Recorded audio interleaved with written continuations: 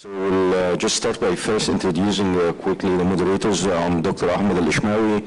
I'm a heart surgeon. I work at Mount Sinai Hospital.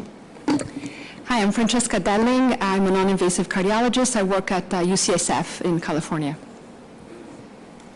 Hi, I'm Ahmed Afifi. I'm a heart surgeon working in the Magdi Yaqub Heart Center. And I am Marta Sitges. I am a clinical cardiologist working in Barcelona. So welcome to the smartest session of the meeting, because it was only smart people who found this room. So congratulations. So let's start with the topic of arrhythmic MR. And it's my pleasure to introduce our first speaker, which will be Thierry Letourneau from France, that will be debating on the topic of arrhythmic MR from EP, electrophysiology, I guess, to imaging. Please, Thierry. So thank you very much for giving me the opportunity to speak about arrhythmic mitral valve prolapse from electrophysiology to imaging, but I am not an electrophysiologist, so it will be just a few words in my presentation. As you probably know, the rate of sudden death in mitral valve prolapse is very low, around 0.4%, but it is double as compared with the general population, so 0.4% is here. However, as mitral valve prolapse is a very common finding or disease in the general population, the estimated total number of sudden deaths related or associated with mitral valve prolapse is over the estimated total number of sudden deaths related to hypertrophic cardiomyopathy. Most of cases of life-threatening ventricular arrhythmia or sudden deaths in MVP are associated with severe mitral regurgitation and the decompensated state of the left ventricle. And only 10 to 20% are associated with particularly myxomatous mitral valve prolapse, but not exclusively, and less than severe mitral regurgitation. So what are the criteria of arrhythmic mitral valve prolapse at this time? You need the presence of MVP of any type with or without MAD. The second part is the presence of ventricular arrhythmia defined by frequent PVC over 5% a day, or complex ventricular arrhythmia such as non-sustained ventricular tachycardia and more rarely sustained ventricular tachycardia or ventricular fibrillation. And an important component of this definition is the absence of other well-defined arrhythmic substrate or arrhythmic disease. So it is very important to exclude other ventricular arrhythmia disease. Most of risk factors associated with ventricular arrhythmia risk in MVP were obtained from retrospective series of patients who experienced sudden death. And so the main factors are an history of pre-syncope or syncope with an unexplained etiology, negative T-wave or T-wave invasion on ECG, complex ventricular arrhythmia on 24-hour ECG recording with a right bundle branch block morphology, on echocardiography leaflet prolapse MAD, and on cardiac magnetic resonance the presence of late gadolinium enhancement. So what is the prevalence of arrhythmic mitral valve prolapse? Here in a series of 400 patients from our institution with trace to severe mitral regurgitation, the rate of PVC over 5 of patients with PVC over 5% was 7%. But when you look at the number or the rate of patients with non-sustained ventricular tachycardia and less frequently sustained ventricular tachycardia or ventricular fibrillation, the rate of arrhythmic mitral valve prolapse is 18%. So it is a very frequent finding in our population when you look for ventricular arrhythmia.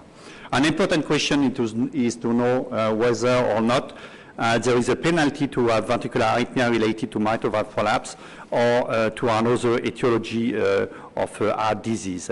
And as you can see in this publication, there is no difference in the rate of survival between patients with ventricular arrhythmia related to MVP or related to another etiology, suggesting that the main predictive factors of survival is ventricular arrhythmia and not the etiology of ventricular arrhythmia. And this has been confirmed by the paper of Benjamin and Sayag. We demonstrated that the severity of ventricular arrhythmia at baseline in patients with mitral valve prolapse is associated with the prognosis in terms of ventricular arrhythmia with death, ICD implantation of ventricular tachycardia ablation, and you can see here the different groups of patients with mild, moderate, or severe ventricular arrhythmia at baseline, defined mainly by the rate of non-sustained ventricular tachycardia. So now the second part of my presentation is about the trigger and the substrate of ventricular arrhythmia in MVP. As you probably know, there is an hypermobility of the mitral valve apparatus related to mitral valve prolapse in MVP, and it is enhanced by the loss of inferior lateral basal myocardial attachment, which is related to the MAD.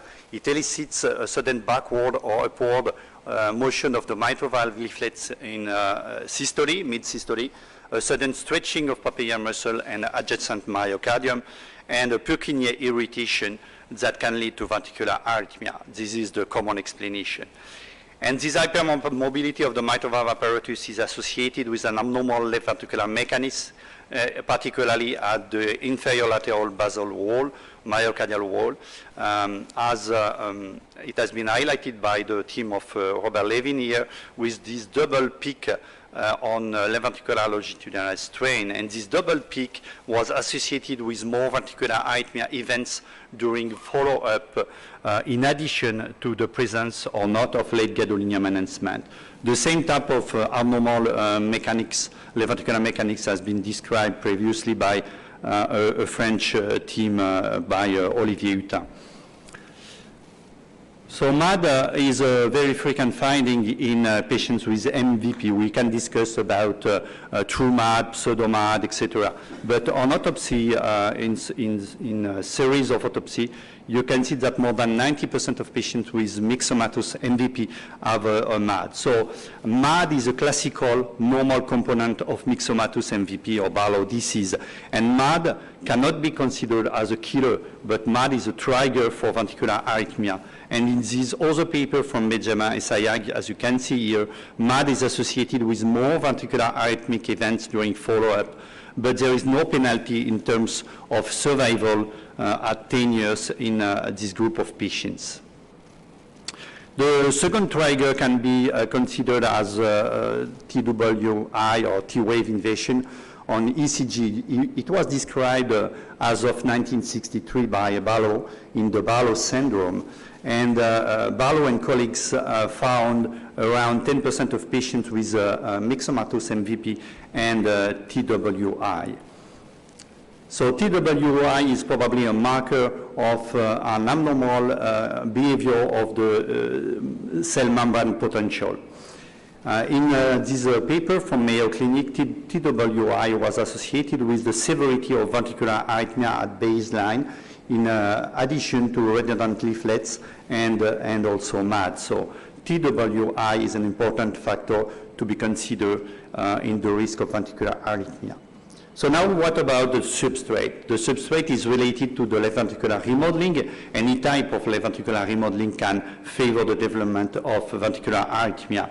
Here, in a series of 120 patients, we found that 16% of patients have an abnormal dilatation or disproportionate dilatation, which means that the dilatation of the left ventricle is more important than it is expected due to the regurgitant volume. And in these patients with a disproportionate dilatation, you have more late gadolinium enhancement or replacement myocardial fibrosis and more PVC. So this disproportionate dilatation is probably a factor for ventricular arrhythmia. What are the explanation for this disproportionate dilatation? One interesting explanation is the volume overload related to the blood volume sequestered by the mitral leaflets here in addition to the regurgitant volume. And this blood volume is increased by the presence of MAD and probably also by the left ventricular basal enlargement, as we can see in myxomatous mitral valve prolapse. Another explanation is the presence of frequent PVC. 3 to 5% can lead to left ventricular dilatation.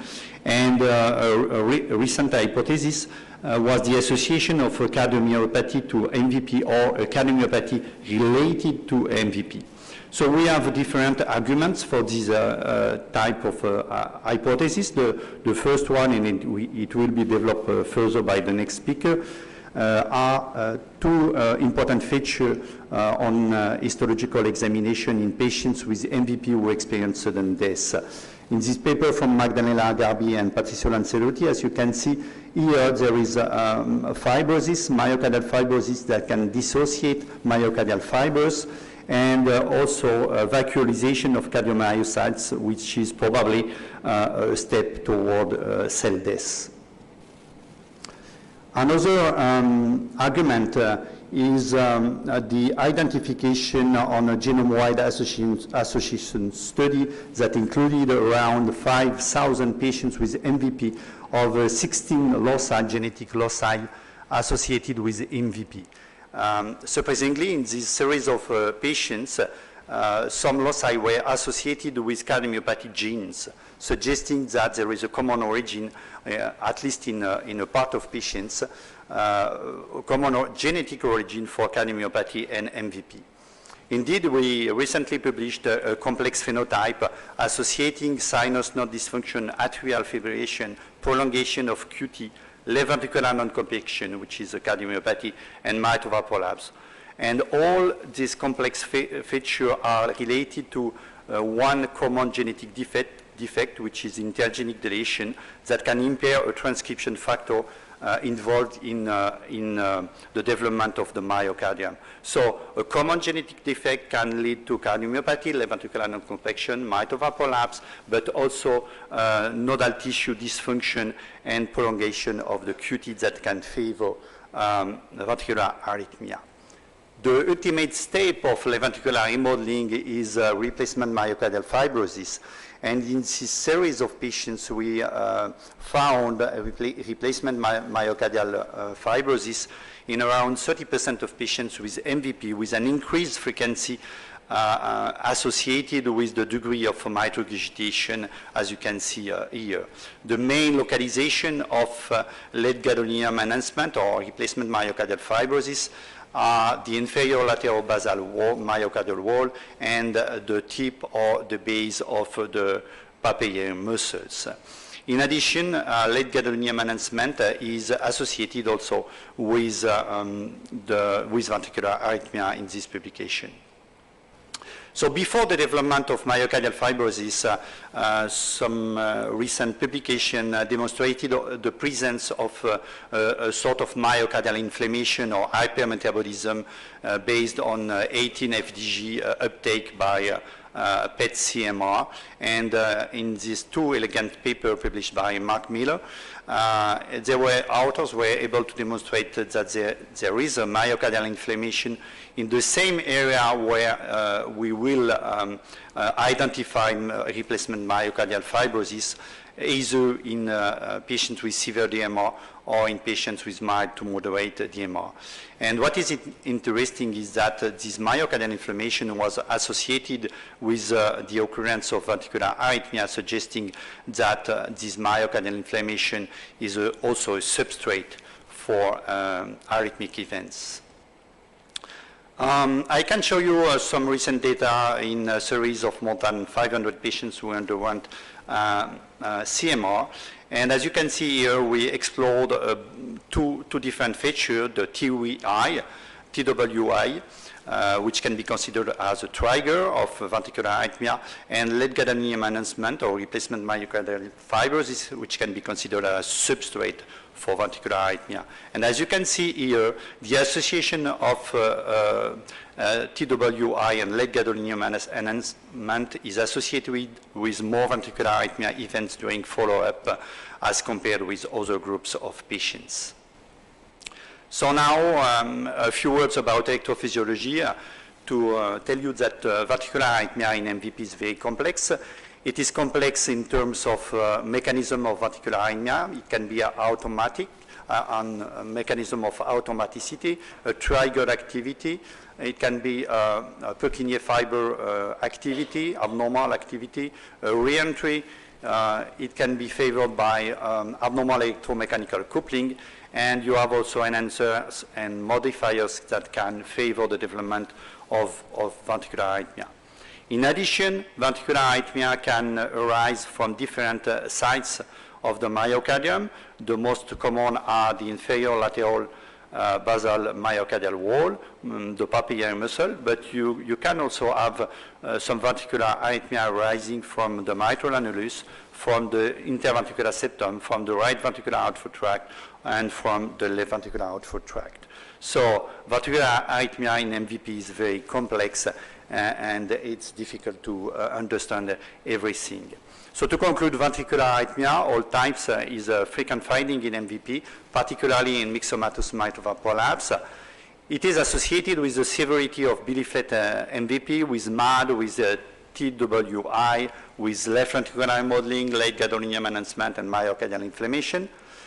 Fortunately, sudden cardiac death is rare in this context, but is favored by polymorphic ventricular arrhythmia, particularly in patients with unexplained syncope or presyncope. Nevertheless, prevention of sudden death remains very difficult at this time because MVP is often a silent disease, and you can discover the MVP when the patient experiences a sudden death event. And don't forget, finally, the double hit theory, which is the association of two different diseases, mitral valve prolapse and cardiomyopathy, with or without a common genetic origin between these diseases. And you can also have an association between MVP, cardiomyopathy, and inherited arrhythmia disease that you have to rule out before concluding that MVP is the cause of sudden death or life-threatening ventricular arrhythmia. Thank you very much for your attention.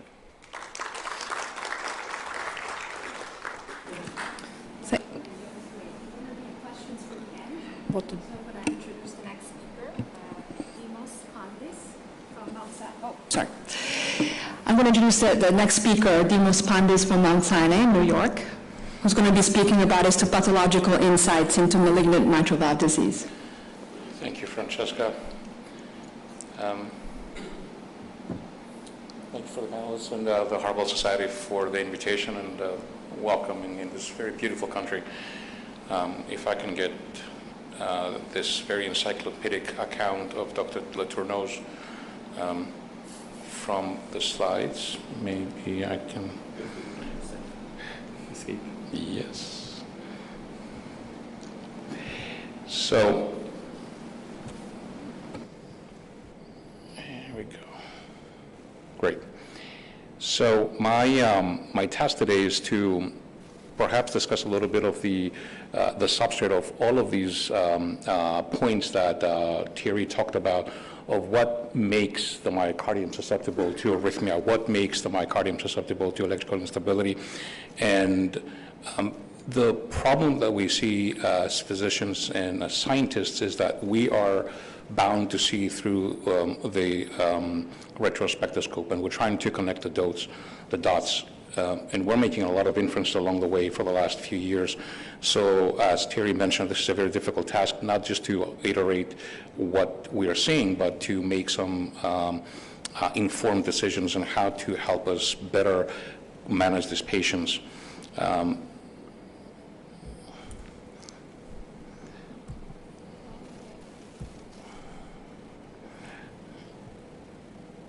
I have no relevant disclosures. So to discuss this, we have to we have to look at the mitral valve apparatus as a whole, both the mitral valve leaflets, the annulus, and the myocardium, but also as separate entities. Now, the mitral valve leaflets and perhaps the annulus will be covered, both probably genetics from the next, Francesca's talk maybe, and perhaps with the mitral annulus will be a little bit covered in the next two speakers, but I would like to focus on the myocardium and how it becomes to be this very uniquely structured entity and ontogenically unique, all of its parts, including the myocardium, the epicardium, and how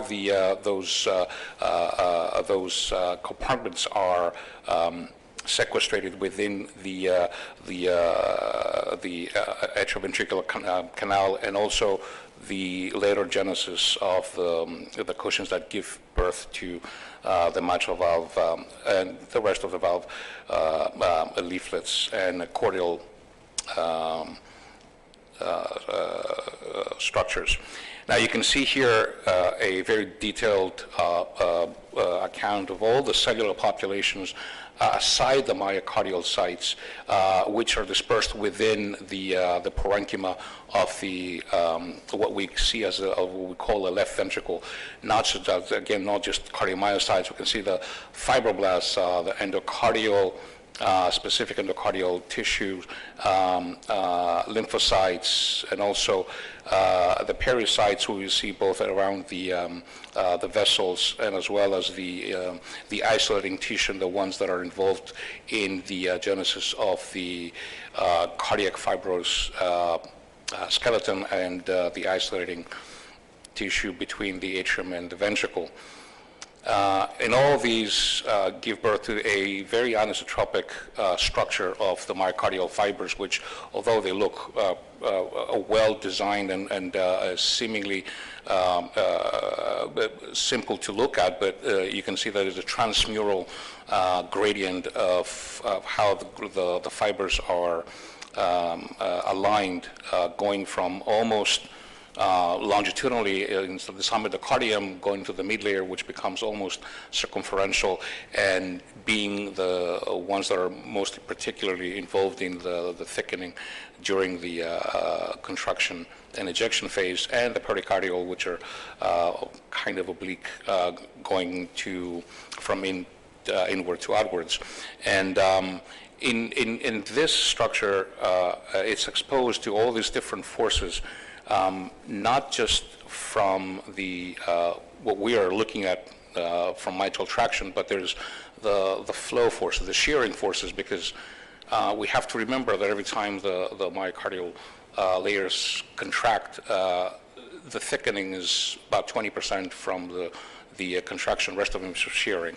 So there's a lot of different and different directional forces that are exerted on the surface of the endocardium, including and resulting as well to the stretch forces and the ones that deform the wall of the left ventricle. And those are picked up by specific cells that are mechanosensitive, that they are able to pick up all these different changes in the environment of the myocardium, be that because of a flow or because of deformation and so forth. And that results into translate to a behavior of a group of cells that then helps the myocardium adapt to all these changes that it's exposed to throughout the lifetime, be that the natural development or the presence of disease, including simple things like hypertension, or like Thierry mentioned, hypertrophic cardiomyopathy, or volume loading, and in this case, due to mitral valve prolapse and mitral regurgitation. And this is important because it was a very important slide that Thierry showed, that although there was about 18% of patients that with malignant ectopy, about 11% was those that had moderate MR. So not always is the volume loading severity that exerts the triggering signal to the myocardium but something else is a player which we're yet to understand and identify. And to help us with this is probably one of the easiest steps that we can do is look at those mechanosensitive cells of the cardiac macrophages, the resident cardiac macrophages, which are one of the oldest and primitive lineages that are involved into the genesis and the development of the myocardial tissue and its function.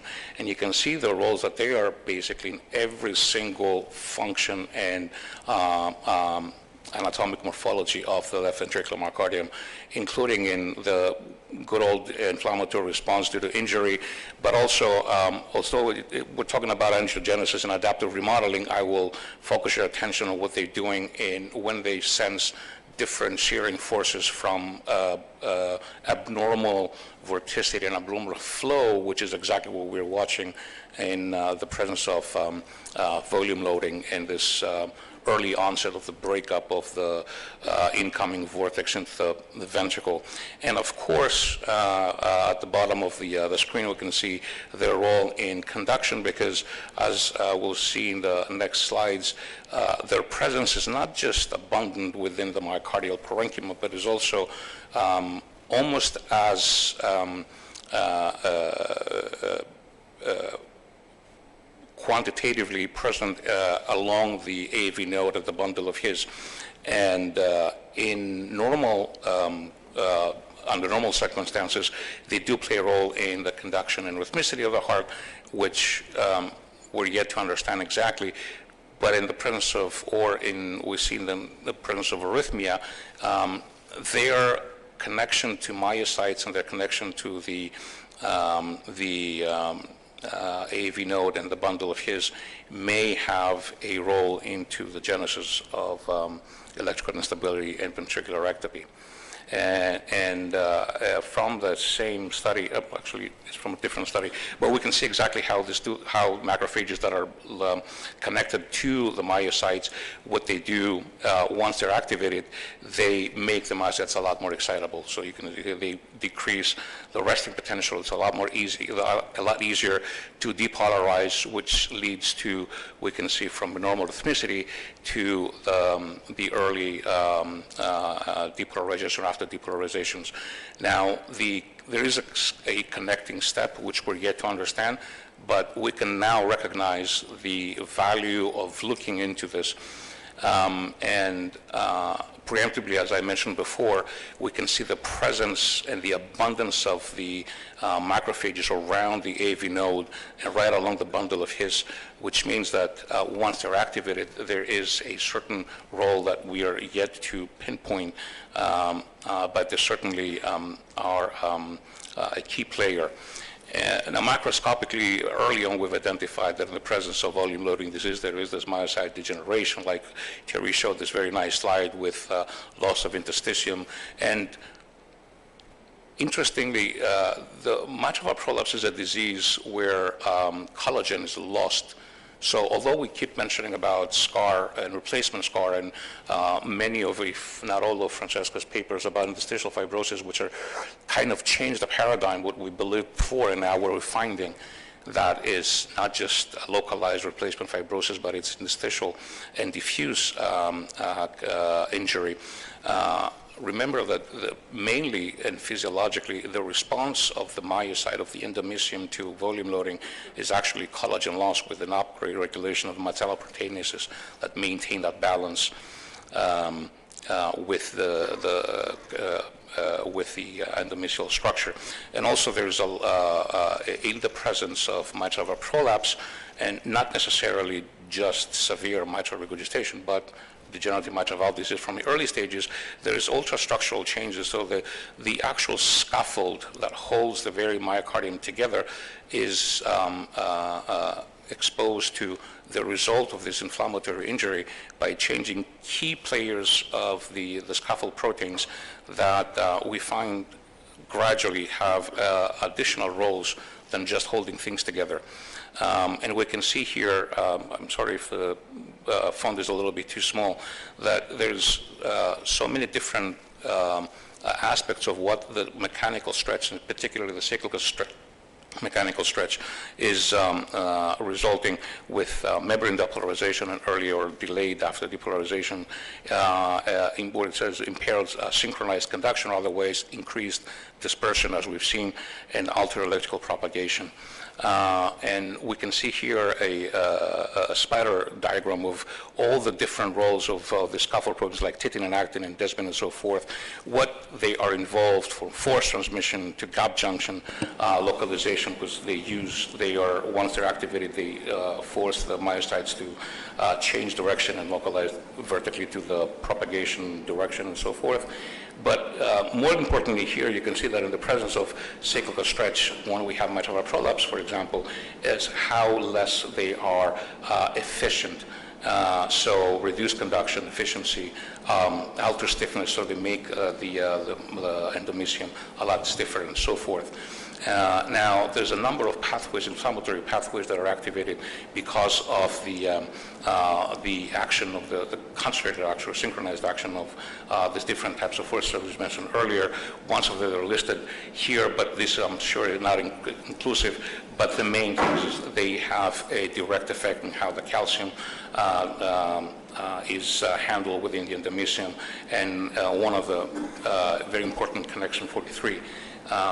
Between the electrical propagation gaps between the myocytes, and what those gap junction were important for is to allow the current to transmit normally between the myocytes, but in the presence of abnormal force upon them, you can see from here on the connection and for electrical coupling, and what that leads to the susceptibility of arrhythmia, that there is a very active and present abnormal behavior in all of those factors once they've been exposed to the inflammatory pathways activated in the presence of the abnormal forces.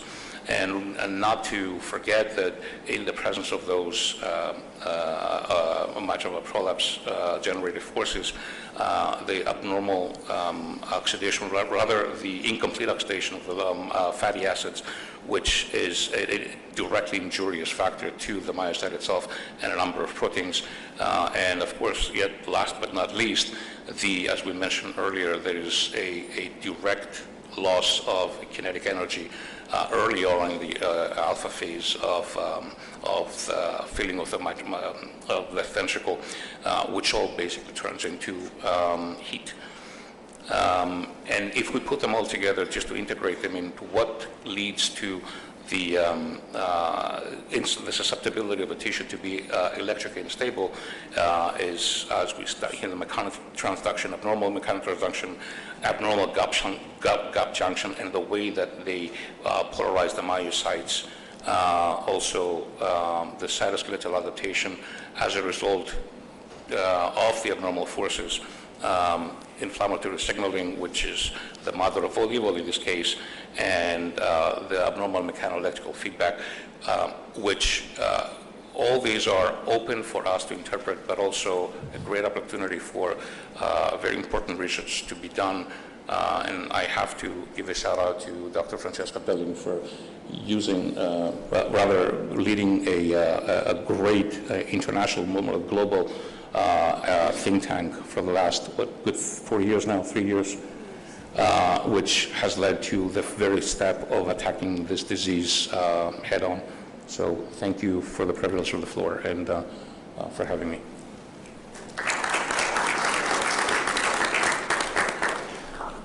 Thank you, Demos and Terry, for giving us this very strong foundation of the mechanisms or genotype and the phenotype of this perplexing syndrome of arrhythmogenic mitral valve prolapse.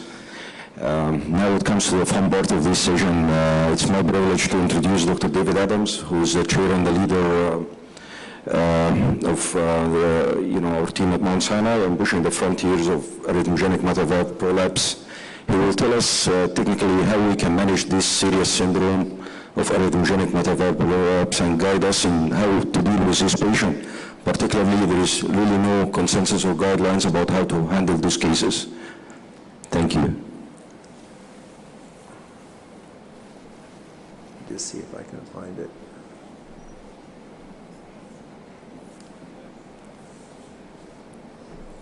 Well, we're not really having a debate, Mark, because you have a losing hand. You couldn't possibly win this debate.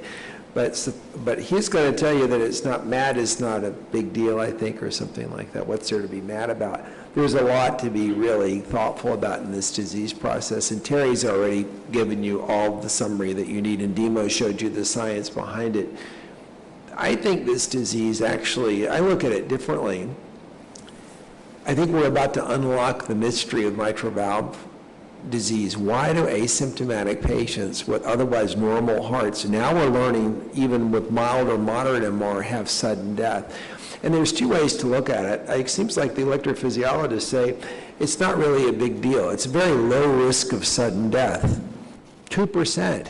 The dermatologists see a little brown spot and they scrape them all off because they might turn into, basal cell carcinoma one day, and it's a half of 1%, and we all get them cut off. I think 2% mortality is a big deal, and I think that it's really important for us to try and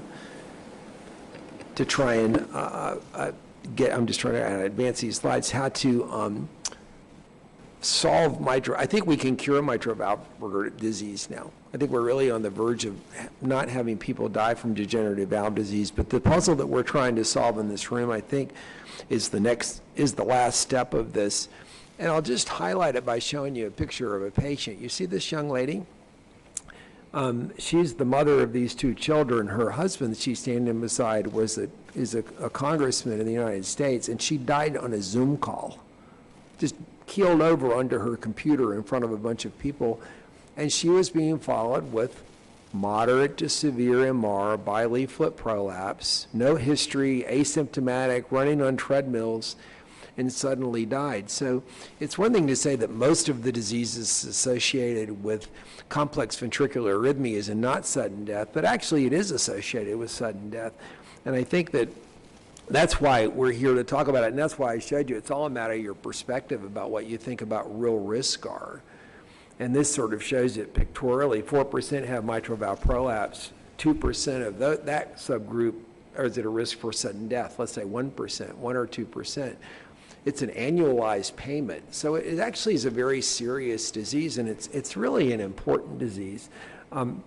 We've known this from the earliest times. Terry showed the paper from John Barlow showing the original description of preceding echocardiography of the linkage of PVCs with systolic click. So from the earliest times, we've known that that happens. This was what I think the first paper, at least it certainly was in the United States, from Girardi in Connecticut, where he looked at 12 fatal cases of mitral valve prolapse and found this same pattern of EKG changes that Terry mentioned. And this paper, and I bring this up because remember all of the data that, and the two sets of guidelines that Nishimura wrote, we were always puzzled by this 2.5% incidence of sudden death in mitral valve disease. So in fact, it's a really important disease process. And the other thing is, as we move into all of this discussion about active surveillance, how do we find this 2% out of the patients we're going to surveil actively? So it really is important. One of the topics that Mark's going to talk about, I'm sure more, and Terry's already brought up, is mitral annular disjunction and the component of that and how it plays in terms of the physiology, not only of mitral valve function, but potentially ventricular stress. This just pictorially shows what Terry mentioned, which is, mitral annular disjunction, it's not a disease by itself. I feel like the cardiologists feel like they've discovered a new disease. It's, one of the oldest pathologic findings in mitral valve management. And we know as you move across the spectrum from fibroelastic deficiency to excess tissue to bileaflet prolapse and multi-segment increases in height and volume, you also have more mitral annular disjunction. You do not have, not all patients with mitral annular disjunction develop PVCs, and not all patients that have PVCs and sudden death have mitral annular disjunction, but there's an association there, and it's hard to control in the kind of studies that we do today in terms of autopsy studies. There are a few papers that have to be mentioned when you talk about sudden death. This paper, this is one of them, and I just show you the punchline here. And that is that this was a paper that from the Mayo Clinic where they looked at patients that were resuscitated in the field. They had sudden cardiac death and then came back. And you can see the same pattern here of bileaflet prolapse, young people, histories of PVCs, and this posterior infarct pattern on EKG. So these are patients that actually survived sudden death. And so this phenotype emerges of the kind of patients that we have to be worried about. And this paper from Christian Basso was extremely important, where they looked at both autopsies first and confirming this finding of myocardial fibrosis, which we've heard about from both Terry and Demos this morning. And then they also did something important, was they also looked at patients that had mitral valve prolapse. And this was one of the first groups now to describe this positive MRI enhancement in these patients. So they were having actually a scar that was identifiable in the ventricle, and most of them had bileaflet prolapse. And of course, they then followed on this study, and it's not surprising that they found mitral angular disjunction. If you had that, again, I think it's a marker of more advanced Barlow's valve disease, typically, not always, but typically, that those patients also had an increased incidence of scar. And now many studies, and Terry's already reviewed other ones, you can see we sort of pick and choose. You have 10 minutes, you can't show all of them, but many papers now have highlighted this linkage between arrhythmic rates and scar. And of course, we know it does increase your mortality risk. It's actually not good to have complex arrhythmias, and the higher the burden of complex arrhythmias, there is a survival penalty. So that's why I said it can't be a debate. I can't wait to see how Mark tells me it's not a debate. Of course it's not a debate. This is a bad disease. And the reason it's a bad disease, and I think this is one of the other things that got our group really interested in this, was this idea of scar. And scar has to be preceded by something. So whatever you think the forces are, whether it's the volume loading or whether you think it's tension on the leaflets that are pulling on the papillary muscles, whether that's a traction injury or whether that's causing endocardial ischemia, we don't know the exact mechanism, but we do know that patients that have this process develop scar. And our question was, usually preceding scar, you have inflammation. So this was our study looking at these patients like this and going beyond just LGE, but looking at FDGF and trying to sort out inflammation. So using PET, adding PET to the MRI to look for early inflammation. And this was really interesting because, again, we found patients that had inflamed hearts that did not have scar yet. So there was no ventricular scar, but they had inflammation. And it really is interesting when you look at ventricles like this that you see in clinic that are running on a treadmill every day, and they say they feel great, and you do PET, and that's what their hearts look like. So this disease is silent. It's not just everyone presents with complex ventricular tachycardias. Many patients are having damage to their ventricles before they present later on, and potentially some of them for their first presentation is sudden cardiac death. And so I think this really highlights why we are so passionate about trying to sort of continuing to pursue this disease, and why I think conferences like this are so important. And I'll just show you this last paper, and that was by Francesca, because this is also really interesting. I find it very interesting because now we're moving into another sort of evidence around this role of inflammation, not just looking for the end result, which is scar. And in this paper, which was an autopsy study in San Francisco, basically, you notice this replacement fibrosis. That's the LGE positive. That's the positive MRI study. But look at the interstitial fibrosis. So this idea of inflammation and fibrosis is much more complicated than just doing an MRI and seeing scar right now. And I think that we've got to start to identify these patients earlier and earlier in their course, and I think that will really help us sort of understand how we prevent this, because you can see if you have LGE positivity, now we know you have a 5 times increased risk of complex ventricular arrhythmias, and we I don't need a randomized trial or more evidence to know I don't want to have complex ventricular arrhythmias. I'm pretty confident that has a survival penalty. And these studies are very hard to do, the natural history studies of these patients. But I do think that we have to, as opposed to defaulting to the point where you let people wait long enough that now they get an ICD, you've seen those guidelines too, I think we need to start getting smarter about which patients are having fibrosis as their trigger point. And that's why I said, to me, this really isn't a debate.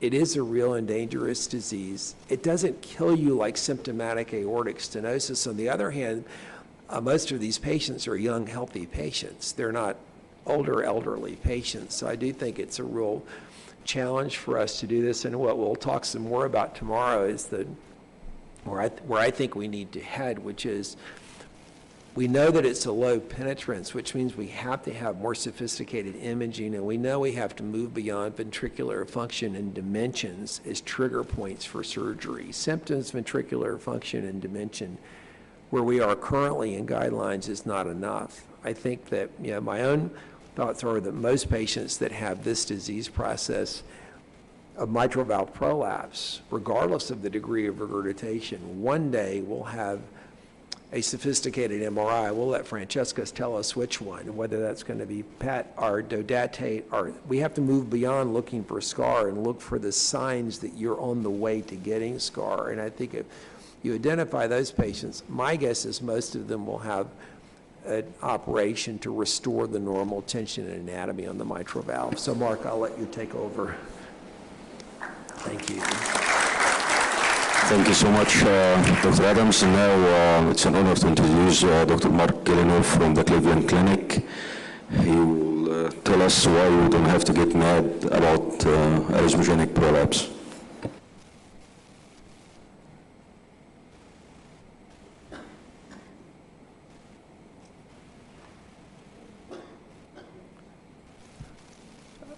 Good morning. I want to start with your second last slide. This slide, this woman actually, her name is Carol Barr, and she is one of the two reasons that I became interested in this entity, and David is the other reason because he's been bringing it to the forefront. Her husband, to her right, is the representative to the U.S. House of Representatives from Kentucky, and when she died suddenly, he crafted a bill that was passed by the U.S. House called the Carol Act, after her, C-A-R-O-L, and my group at the NIH, the Cardiothoracic Surgery Trials Network, receives funding through his bill in memory of his wife to study this entity because it's not only important to his family, to his two daughters who have now lost a mother, but to all of us who treat these people and to some of us who may develop or may already have mitral valve prolapse. So that was my statement. I'm not going to debate it. It's super important. And thank you for letting me use your slide. I didn't ask. I hope that was okay. Now let me see if I can figure out how to get my own slides. First big challenge today was finding the room. It's only for smarts. Yeah, like we heard, the smartest people are actually here because they found it. But I might need help with this part. Demos, the scientist amongst us, or one of many excellent scientists amongst us.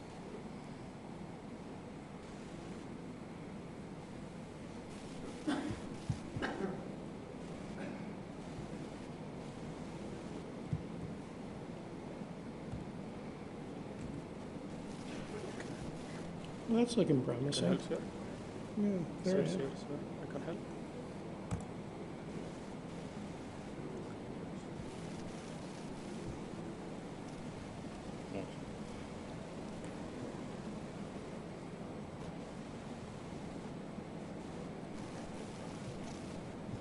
One step further.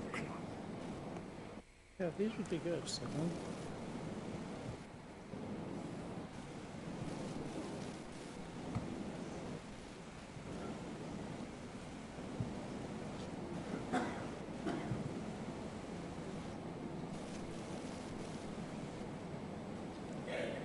All right, I used up 2.5 minutes, so I'll make this quick. My two questions about the entity were, number one, how common is it? And number two, what should I do about it?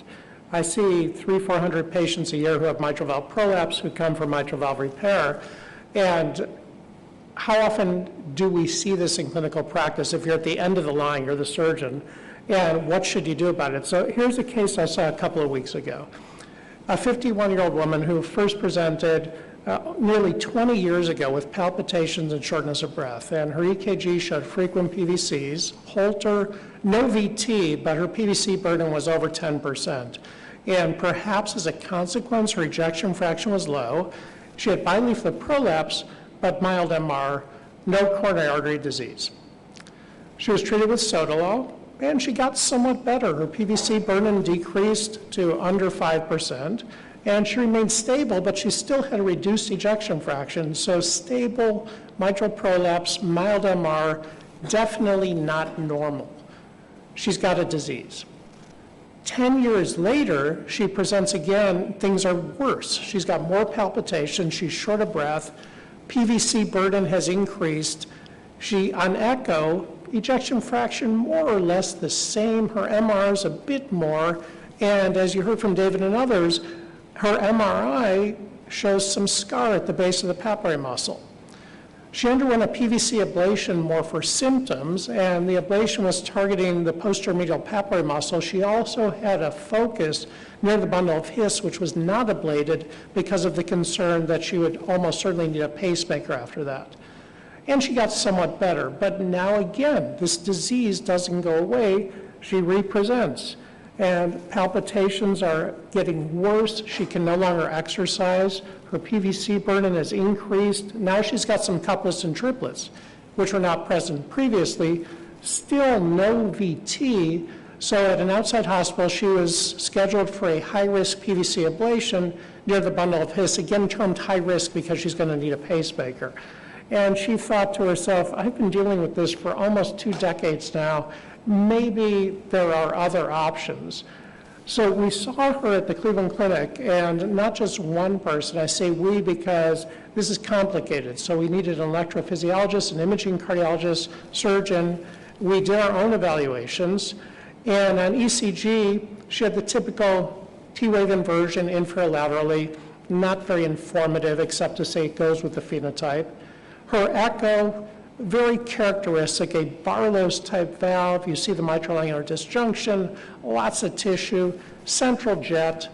And you'd say this is probably moderately severe MR, not severe, but moderately severe. And on 3D echo, again, characteristic, all the way to the side, to the end of David's figure, where you've got this sort of Barlow's type valve with more or less central leak. And her MRI showed many of the characteristic phenotypic features of this disease. In yellow is the mitral angular disjunction or MAD. In blue, the inferior wall fibrosis. And in red, the papillary muscle fibrosis. So aside from having no VT, she's got the full package. And her questions and my own questions were, what is her risk of sudden cardiac death? What's the chance she's going to become like the congressman's wife? What is the relationship between her leaking valve and the arrhythmia? If we fix the valve, do we do anything for her? Is the mitral angular disjunction itself super important or just a marker? And basically, what are we supposed to do? What should we do? And her big fear was the fear of sudden death. And this paper from Grigioni at the Mayo Clinic suggested that the risk was about 1.8%, and mitral prolapse occurring in 2 to 4% of the population. You saw that means there are a lot of people who are at risk. Recent studies suggest the risk of sudden death may be less than 1%, but even that, with such a large numerator, millions of people, means that this is really, really important. And we've seen this paper before, but her big question was, is this just a problem with symptoms that I can't exercise, I'm short of breath, or am I suddenly going to die?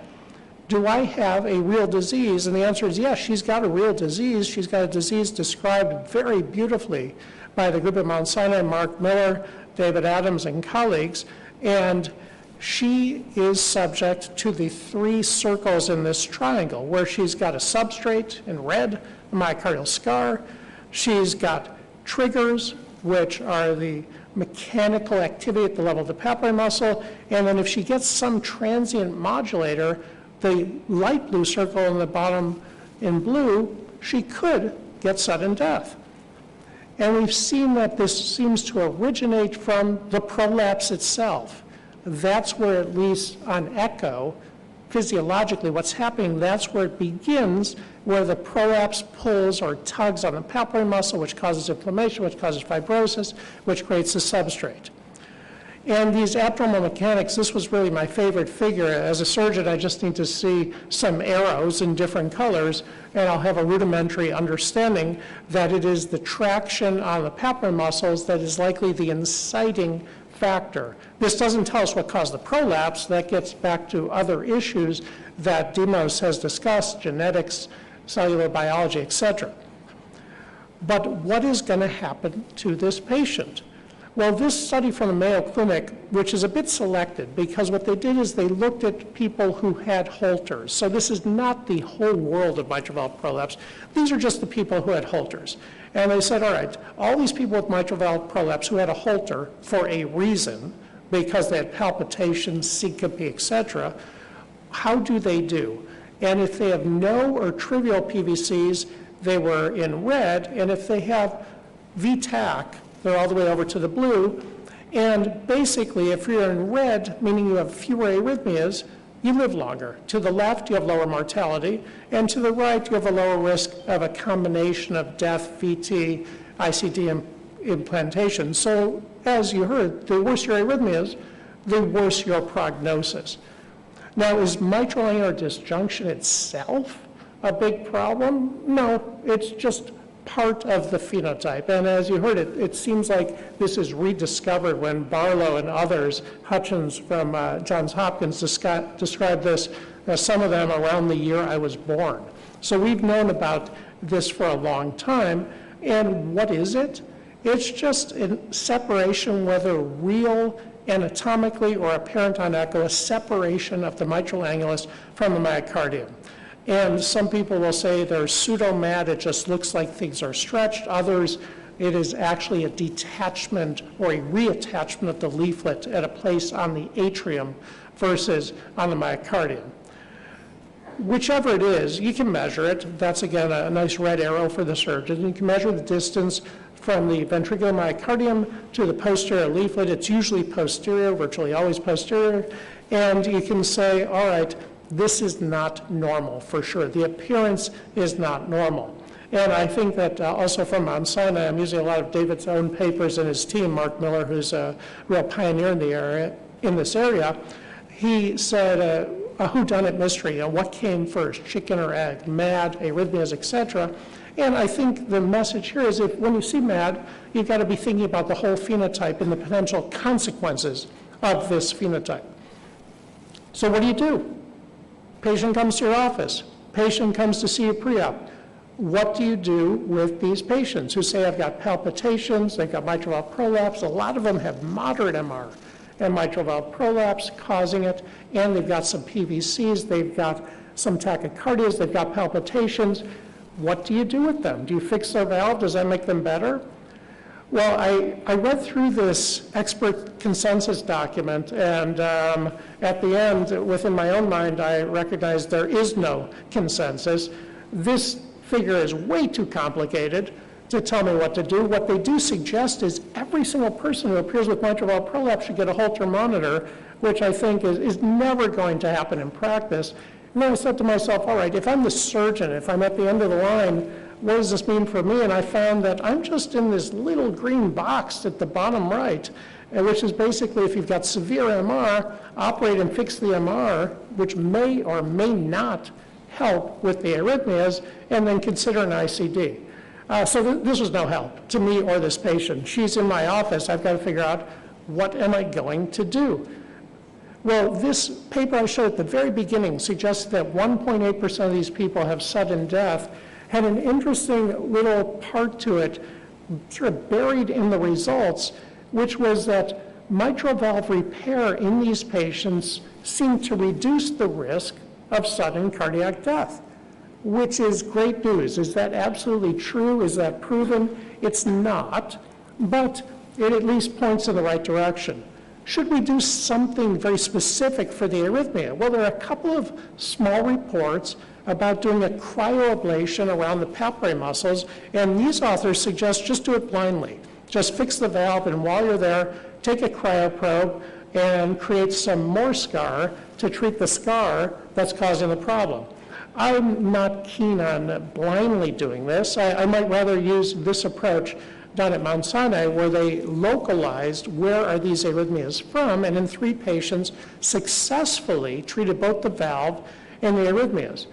So this was the background, this was the reading that I did, the discussions with cardiologists, imaging and electrophysiology, to come to a decision, what should I do for this patient? And here's what we did. I did a sternotomy. I don't think that robotic surgery and fancy, less invasive approaches are appropriate in somebody who's got a complex disease that goes beyond a leaking mitral valve and also has reduced left ventricular function. I wanted the best protection possible. She's already got an EF in the 40s with MR, which means her EF is actually lower. We did a mitral valve repair with a resection and a sliding repair, and it turns out that placing an angioplasty, in particular with a sliding repair, always eliminates the appearance of MAD. We did not do an intraoperative ablation, and at the end you can see her valve doesn't leak, there is no more MAD, the posterior leaflet is more or less frozen in place, and on 3D echo, a lot different from what she had before, and of course a fairly straightforward valve to repair. What happened to her? Well, her EKG on telemetry looked a lot different after surgery. This is early, this doesn't count as a real long-term result, but she only had occasional PVCs. Her pre-discharge echo looked good. EF stayed about the same, which actually is a victory because it would often go down, no MR. And what are we going to do with her? We're going to monitor her, we're going to get a Holter, and we're going to see how she does. She's had no VT in the past, except for a few couplets, triplets, I should say. So is she still at risk for sudden cardiac death? She may very well be. But I think the point is this is around, this is everywhere. All of us who see patients with mitral valve prolapse need to realize it's a particular phenotype that should be part of all of our assessments, at least in the back of our mind. I don't think I'll get a Holter on every single person I see, but I will be thinking about this. So again, no debate because you won before we started. Thank you. So, Dr. Villanov, just a quick question while introducing the second speaker. I realize you did a sternotomy and you did a resection technique. Do you think in these cases we have to do resection versus non-resection to correct the MAD? I think the question is, should we do a resection versus non-resection, meaning resection versus cords? I think resection is a better repair for these people. They have excess tissue, and I'd be afraid of just putting a couple of cords in an angioplasty and calling it a day. Do I have data to support that? I don't, but I like resection better for these people. All right, so the next speaker is Dr. Lionel Tastet from the University of Laval in Quebec, Canada. He's been postdoc with me for the past 2 years and just moved back to Canada. And he's going to be presenting work from our registry at UCSF titled Menopausal Age and Risk of Arrhythmic Mitral Valve Prolapse.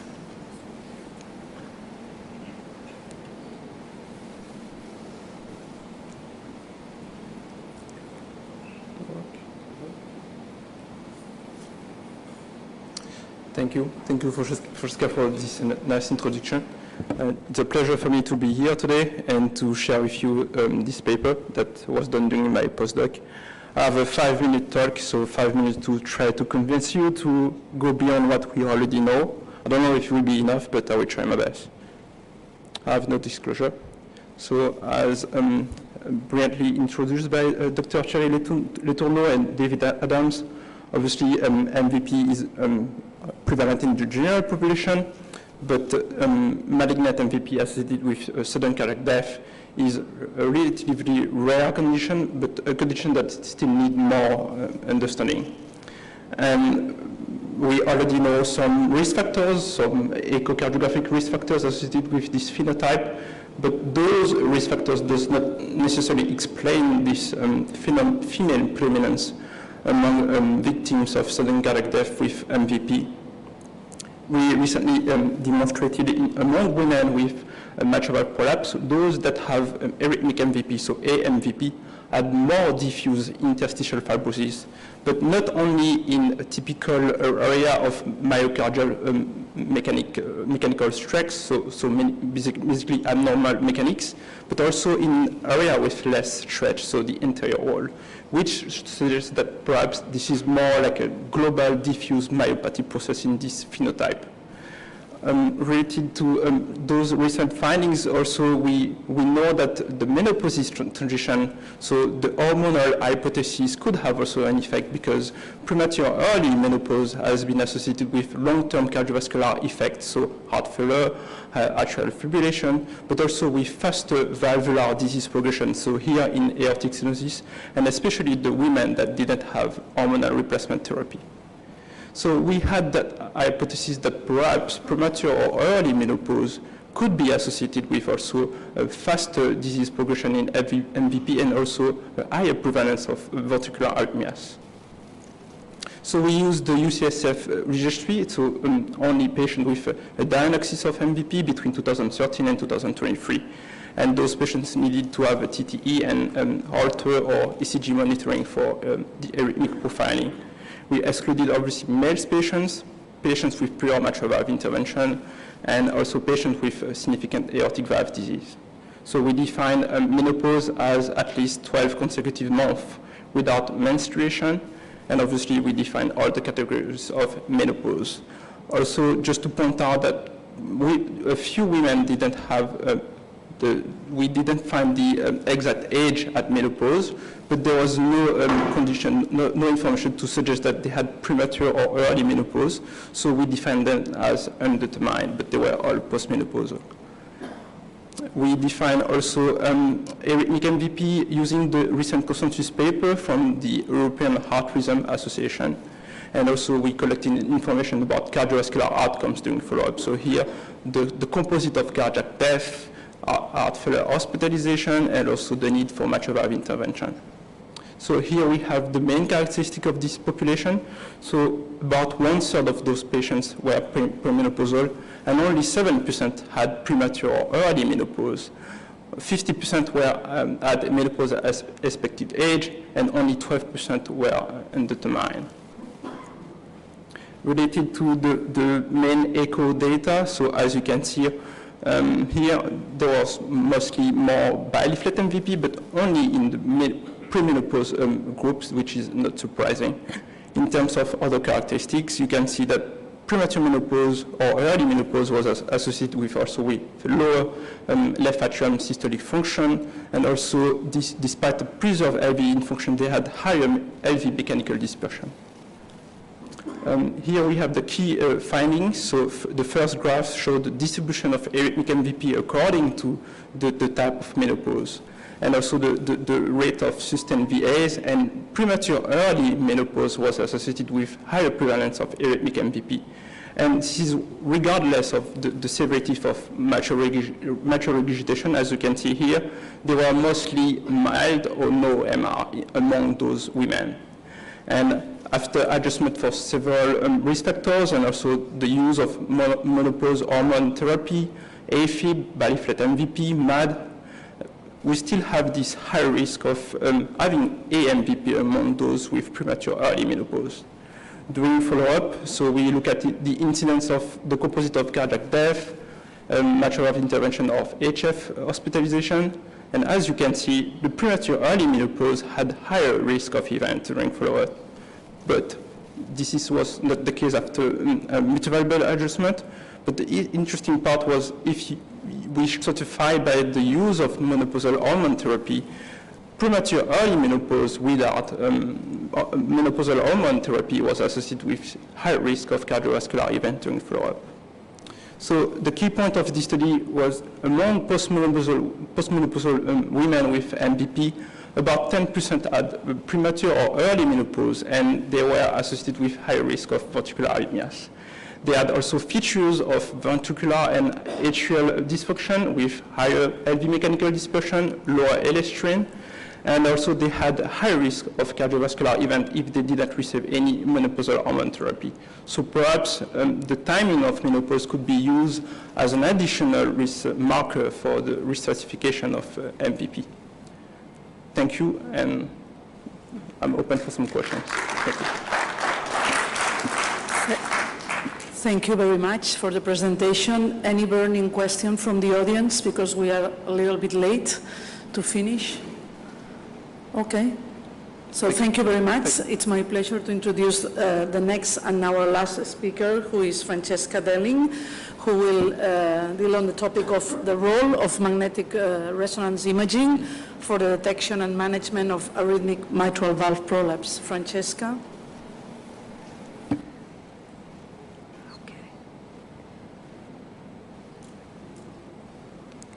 Perfect.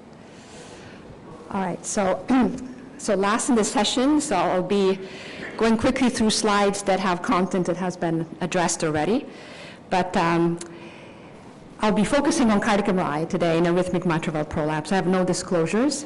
So you heard about the definition of arrhythmic mitral valve prolapse from a consensus statement from a few years ago from Dr. Sabag and his team.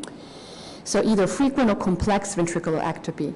The yearly incidence ranges between 1.14 and 1.8%, where the 1.8% relates to individuals with flail leaflet and severe mitral regurgitation. So a rare complication, so the minority of a large majority of benign MVP cases. So cardiac imaging is essential to identify those at risk.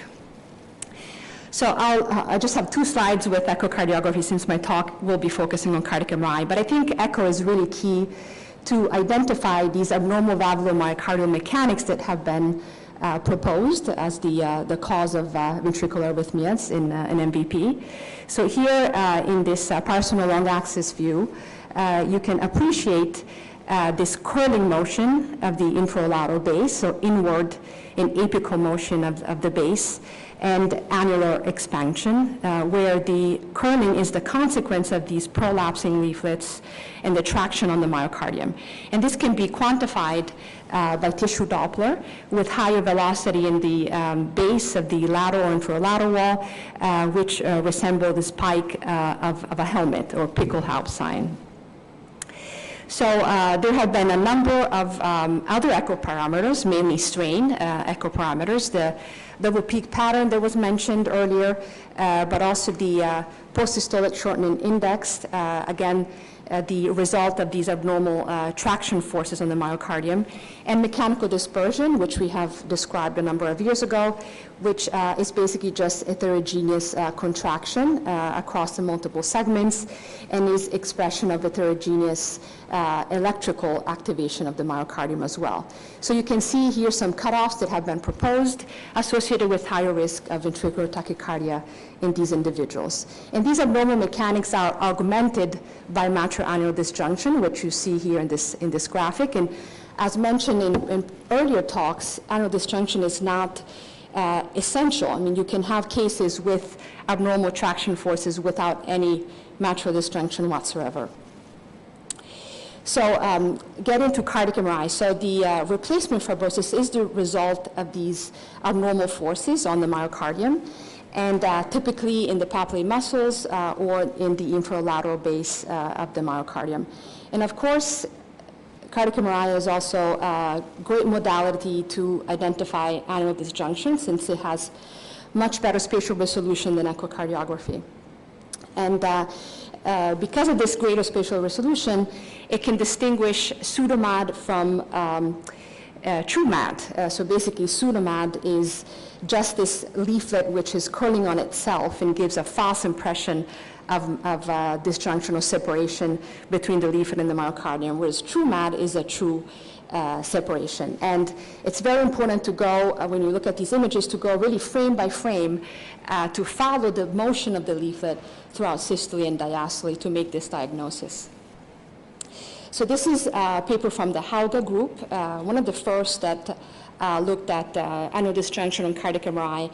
And this is the protocol. Basically what we do, we start from an atrioventricular valvular slice or level, and from here we prescribe a number of views, long axis views, to look at the annulus in its entirety in a multi-planar fashion. And this is the first paper they actually, using imaging, described how disjunction is not a continuum, but it can be seen in some parts of the annulus and not in others. And from this work in UK Biobank, actually, I thought was very important, because MAD is not all equal, meaning that only when diagnosed in the infralateral wall, it's true pathogenic MAD. And why I say this? So first of all, they looked at hundreds and hundreds of individuals in the UK Biobank, and they found MAD in the anterolateral anterior wall in many, many patients without any evidence of mitral prolapse, as if anterolateral MAD is almost a normal variant, whereas infralateral MAD has a greater association with mitral prolapse. So just a key point here, just to reiterate this, when you diagnose MAD, really focus on infralateral MAD, not on any MAD. So this is a very elegant work from the group in Padova, where they wanted to understand the kind of relationship between MAD, fibrosis, ventricular arrhythmias, and curling. And they concluded that curling has both a direct path towards ventricular arrhythmias and an indirect path. So the main point here is that curling can lead to ventricular arrhythmias even if no gadolinium enhancement is seen. This is a very important point, because in clinical practice you see patients that don't have any replacement fibrosis on cardiac MRI but still had a significant event. So it's really the traction on the myocardium that is key. And this was highlighted by Demos, and highlighting the kind of gap junction remodeling and the effect of stretch on channels and gap junctions. So what about hard outcomes? So not just looking at ventricular arrhythmias, but actual survival. So annular disjunction is independently associated with higher risk for arrhythmic events. This is work from the Mayo Clinic that was cited earlier, but is not associated with higher mortality, as you can see in these Kaplan-Meier curves on the left. So this is also a very important point. Whereas ventricular ectopy is associated with mortality, especially when you have ventricular tachycardia that's faster to 180 beats per minute. So this is, again, one single study, but is a very important study because it really focuses on the clinical importance of ventricular ectopy, even more than MAD. So the idea is that the natural progression of MAD, you start out from no MAD and then development of MAD, although there's a little bit of uncertainty about what comes first, MAD or mitral prolapse. And then death happens many years later, 10 to 20 years later, you see mortality only after ventricular ectopy has occurred. So ventricular ectopy is really the key mediator here of death and for survival in these patients. So what about LGE? So Dr. Tourneau's team has shown that LGE is associated with a composite of cardiovascular events, which are listed here. This was not a pure arrhythmic outcome, because of course it's not easy to find cases of death. You need many, many patients and a huge sample size. This is work from Dr. Shah, Houston Methodist, where he looked at LGE and mitral prolapse, and indeed in univariate analysis demonstrated that LGE is associated with arrhythmic events. But this was one single study.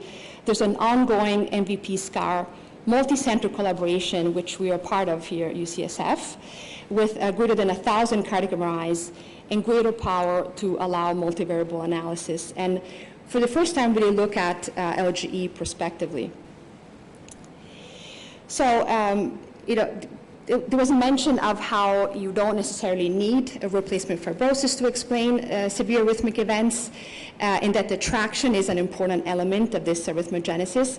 But we also published about another type of fibrosis, not replacement, but interstitial diffuse fibrosis. For the first time about 10 years ago, looking at kind of older modalities and conventional look-locker sequences. Nowadays, we use MOLY sequences that are able to give us native T1 mapping and extracellular volume using this formula here.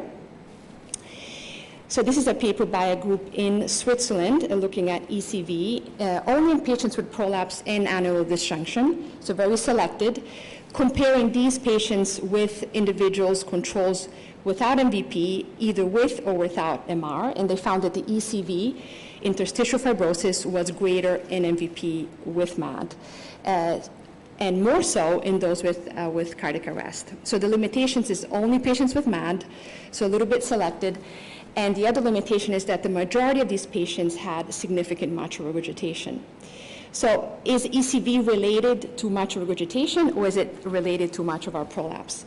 So Dr. Shah tried to answer this question. He compared patients with or without MVP, both group with significant MR, and both had similar ECV percent. So the conclusion was, well, it's the MR that causes interstitial fibrosis, it's not prolapse. We wanted to kind of look at this in a little bit more pure and simplified way, and we looked at our registry of over 700 patients, excluding all of those that had significant MR, only looking at mild MR. And these patients indeed had a normal, patients with arrhythmia had a normal ECV, despite not having significant MR, suggesting that there is indeed a diffuse myopathy that was highlighted by Dr. Letourneau earlier based on genetics. And this, elevated ECV and ventricular arrhythmia is particularly evident in women, suggesting perhaps that in women there's a specific genetic background more so than in men that may be causing this genetic myopathy. So my time is up. I just wanted to kind of put everything together because the title of my presentation also included management of arrhythmic MVP. So as you know, there are no guidelines, so we're all very confused and get many questions from patients and other cardiologists. There has been an algorithm published that was shown in an earlier slide by the Sabah group. We tried to propose our own algorithm, and this is actually in print or in press, if not already published, on circulation cardiovascular imaging. We wanted to have an algorithm that was more imaging focused, providing specific cutoffs for both echocardiography and cardiac MRI. And we do propose Holters in every single patient, despite Dr. Guilleneau's opinion, just because it's a simple 2-day test, and from experience in our registry, because we do Holters in everybody in a completely unselected way, even if they don't have palpitations, and we have noticed that many, many patients are completely asymptomatic. So that's why we propose Holters on everybody, and the key feature here, because it's the only parameter associated with mortality, is a ventricular ectopy. So if there is ventricular ectopy, then that's when we do the advanced imaging. So we do a cardiac MRI in centers that have PET also, and if there are multiple parameters of risk by cardiac MRI, and in addition, multiple parameters of risk on echo, that's when we should be considering an ILR. And then whether we find pleomorphic VT, which has been suggested is higher risk than monomorphic. So if we find pleomorphic VT, that's when we consider an ICD. It's not in the guidelines. When there's monomorphic PVCs noted, then those, of course, after trying beta blockers and antiarrhythmics, that's when we propose an ablation. And of course, those who have severe MR go to surgery, and plus or minus papillary muscle cryoablation. So with this, I conclude, and thank you for your attention. Thank you, Francesca. May I ask the audience to just remain seated for a few minutes, because we cannot miss the opportunity of having the giants of mitral surgery in the room without having a proper discussion. I mean, the lunch, I guess, can get delayed for a few minutes. So may I ask Dr. Guilleneau, Dr. Adams, and Michael Borger, for Like's sake, to just join us on the podium so we have a few minutes for a proper discussion, please? Thank you.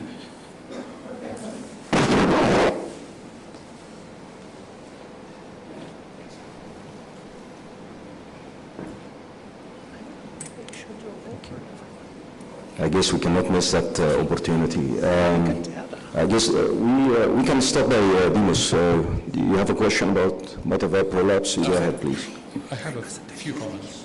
First, Dr. Gilinov's question about, rather your question about what kind of surgery takes care of MAD.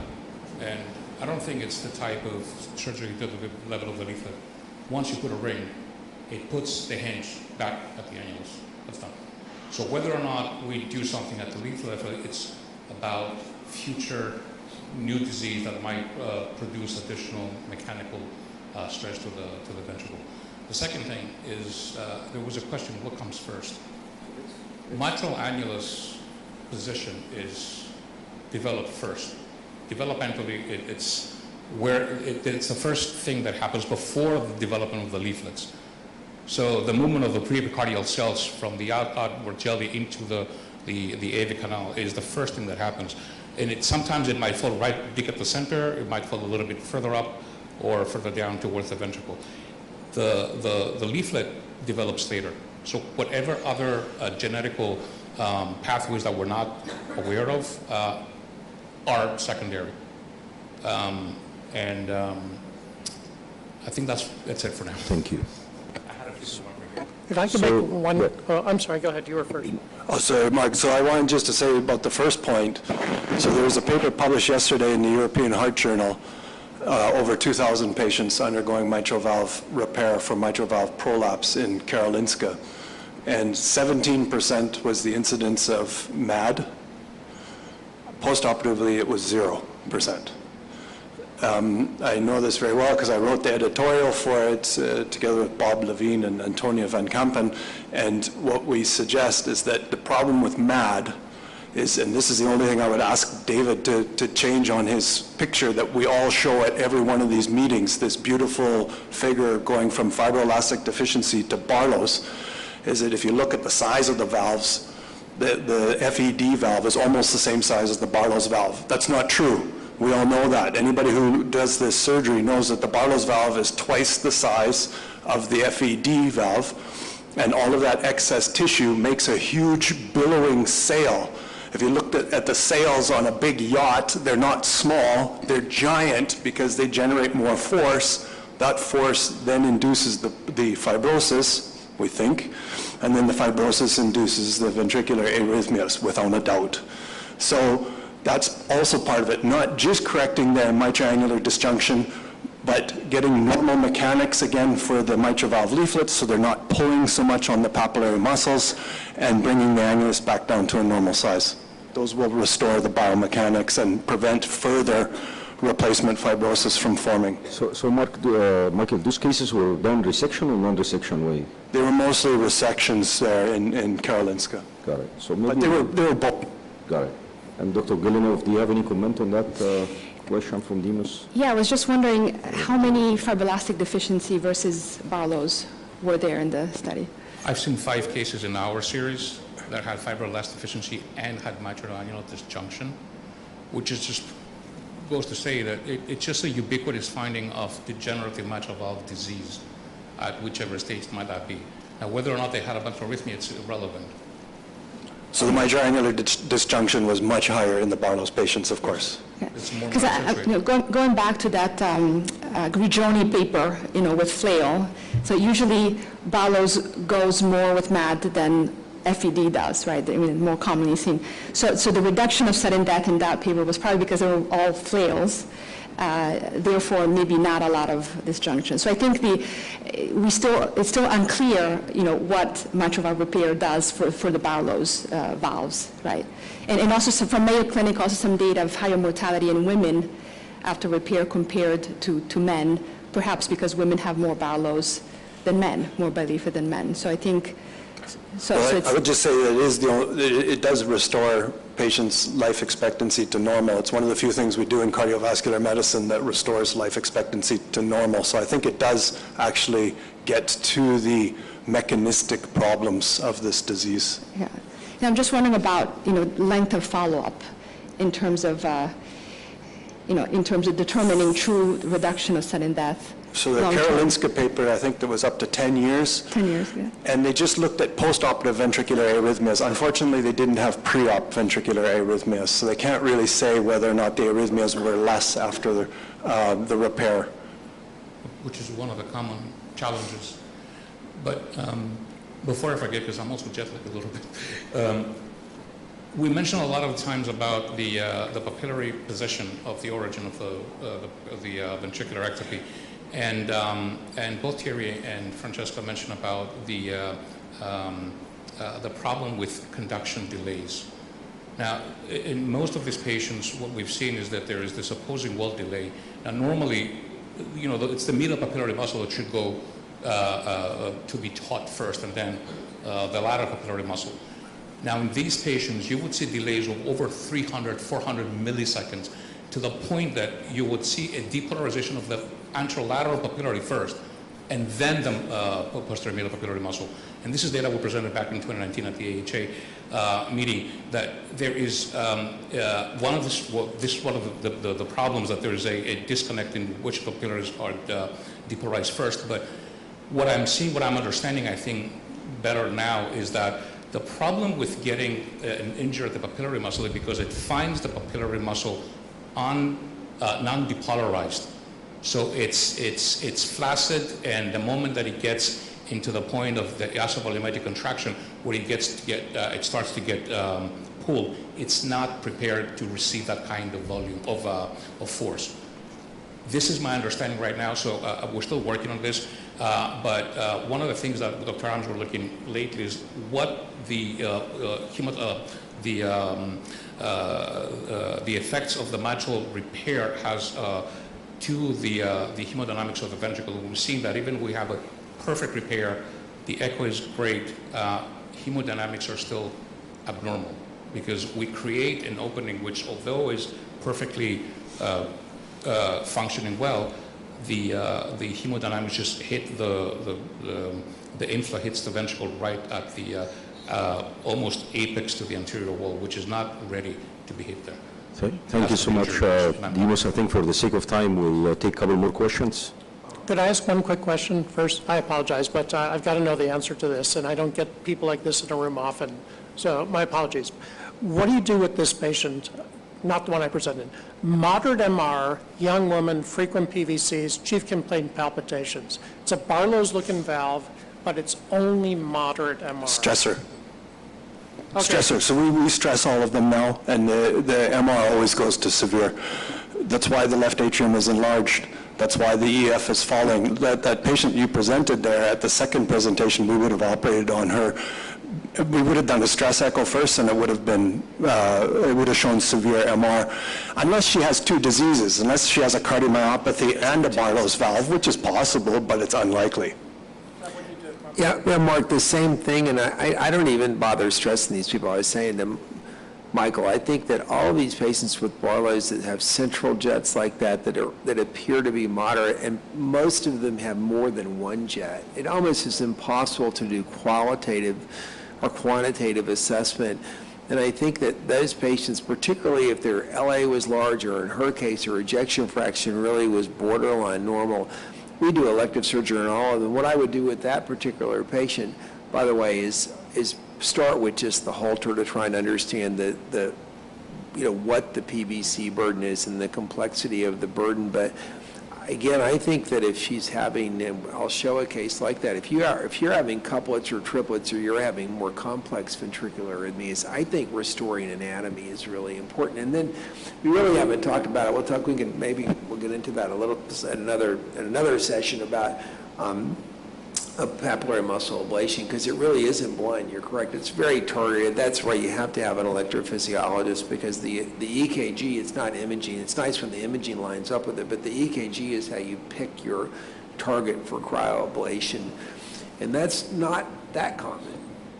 It's more common than not to have one specific foci to ablate, but when you can do the ablations, we've seen and published really outstanding outcomes with it.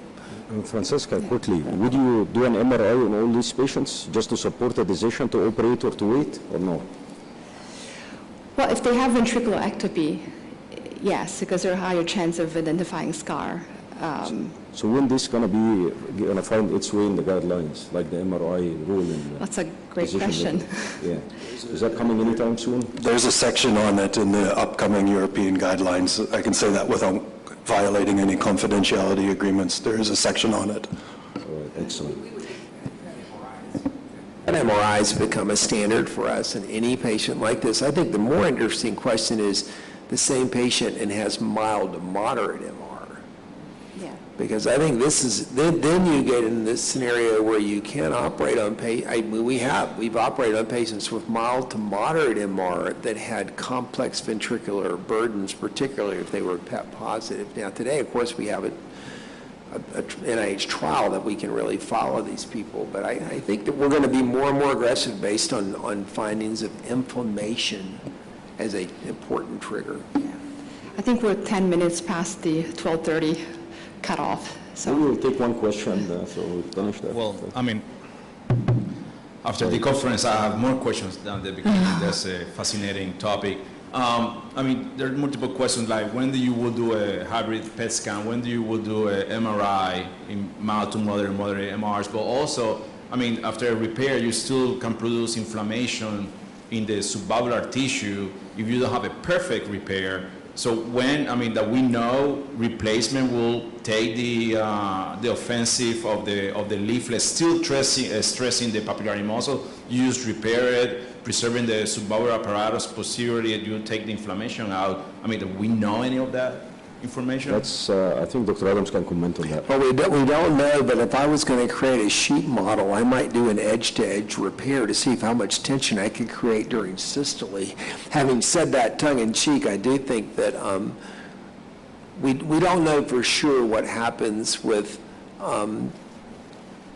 valve repair and tension. What we do know, and Demos presented that and published it in JTCVS last year, that a majority of patients that have ventricular arrhythmias that do not have targets for ablation, their arrhythmic burden decreases significantly after valve repair. So we're changing something, whether that's stretch, volume, some part of that trigger of the triangle that Mark showed. We're changing some modulation by doing valve reconstruction, whether that's decreasing tension or decreasing volume and wall stress. We've done something because the arrhythmic burden clearly decreases in patients with mitral valve repair.